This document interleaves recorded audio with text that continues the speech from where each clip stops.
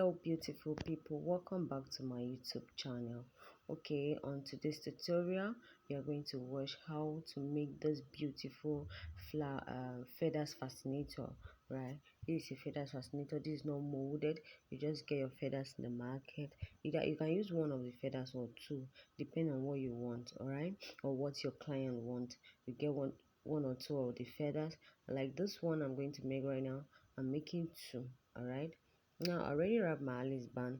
It's just for me to put gum and gum it to the Alice band. Put gum on the feathers, gum it to the Alice band. Put gum on my two-in-one flower, either two-in-one flower or pocket filler flower.